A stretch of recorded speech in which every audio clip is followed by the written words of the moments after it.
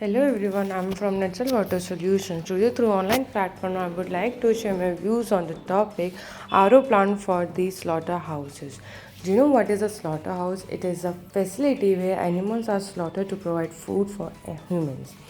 Slaughterhouses supply meat which then becomes the responsibility of a packaging facility. One of the largest consumers of total fresh water is the slaughterhouses. They are used in the agriculture and livestock industry worldwide. Meat processing plants produce large amounts of slaughterhouse wastewater because of the slaughtering process and cleaning of facilities. Therefore, it is said that the wastewater from the slaughtering houses are contained of bloods, some particles of the animals, dirt, and many more things. Membrane processes are becoming an alternative treatment method for the meat processing effluents from the slaughterhouses.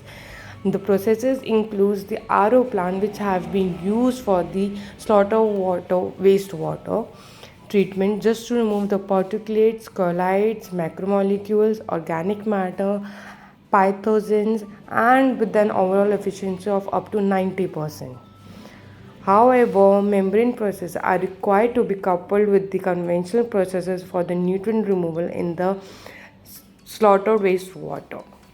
Not only this, being the best manufacturer of all the wastewater treatment plants, we the Netsol Water Solutions provides you the best commercial RO plants who will give you the benefits of the pure water, cost benefits, helps you in decreasing the manufacturing units, and it will give you the benefit of reducing the extra cost by removing all the components at the early stage.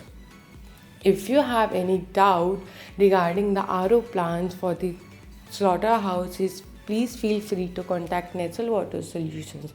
Our services are open for 24/7. In the end, I would like to say don't forget to like, share, and subscribe our channel. Thank you.